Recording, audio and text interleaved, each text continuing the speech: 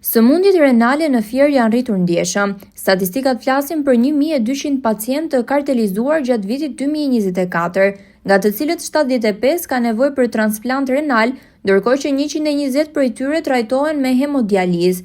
Sipas nefrologës në Spitalin Rajonal Fier Shpresa Stase, grup mosha më e prekur është mbi 60 vjeç, kryesisht të sëmur kardiak, diabetik apo të prekurit nga infeksionet e traktit urinar. Jemi në muajin mars, në muajin e ndërgjegjësimit për sëmundjet renale, pra sëmundjet e veshkave.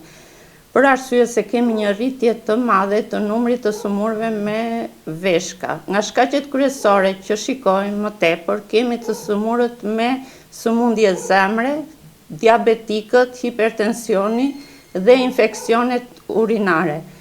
Në rrethin e Fierit ka një rritje gjatë këtij viti dhe kjo ditë ndërgjegjësimi synon kapje në kohë të sëmundjes renale dhe mjekimin në rregull. Ndërshkaqjet që çojnë në keq funksionimin e veshkave renditen jeta sedentare, keq ushqyerja, përdorimi i alkoolit e të tjerë, ka pohuar mjekja nefrologe, teksa ka theksuar se depistimi është tepër i rëndësishëm për ta kapur sëmundjen në fazën fillestare. Gjithashtu, parandalimi që synon në një dietë të shëndetshme, marrjen e ujit dhe mbrojtjen nga infeksionet. Nga statistikat tona në rrethin e Fierit, ka rreth 1200 të sëmur me sëmundje renale kronike stadi 3 deri në 5. Nga këta janë 75 me transplant renal dhe rreth 120 me hemodializë. Arsye se sëmundjet renale nuk kanë simptoma shumë të shprehura dhe në vendet më të zhvilluara ndodh që kapen në stadet e fundit të sëmundjes renale dhe si shmanget kjo vetëm nëpërmjet depistime dhe analiza që bëhen te shërbimi parësor.